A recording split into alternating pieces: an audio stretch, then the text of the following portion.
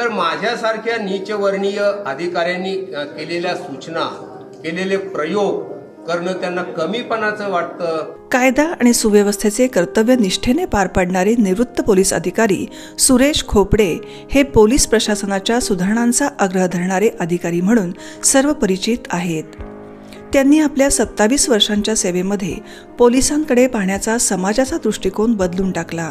त्यामुळेच केवळ निवृत्त अधिकारी ही त्यांची ओळख अपूर्ण ठरेल। पोलीस प्रशासनाच्या कामामध्ये स्वतः आमूलाग्र बदल करणारे सुरेश खोपडे हे विशेष अधिकारी ठरले आहेत। पोलीस प्रशासनाच्या कामामध्ये त्यांनी आपल्या कार्याने इतिहास रचला आहे असं म्हटल्यास ते चुकीचं ठरणार नाही।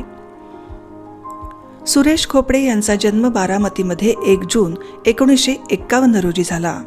सन 1978 मध्ये ते पोलीस दलात दाखल झाले। आपल्या पहिल्याच पोस्टिंगमध्ये त्यांनी 22 वर्ष पोलिसांना गुंगारा देणाऱ्या दरोडेखोराला 3rd डिग्री दाखवली।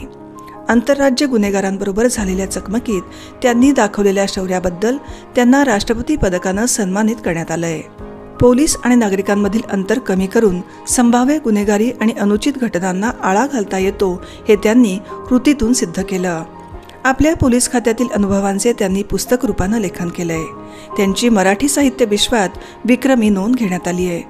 त्यांच्या पुढील कार्यासाठी जाधवर ग्रुपच्या वतीनं अनेक शुभेच्छा।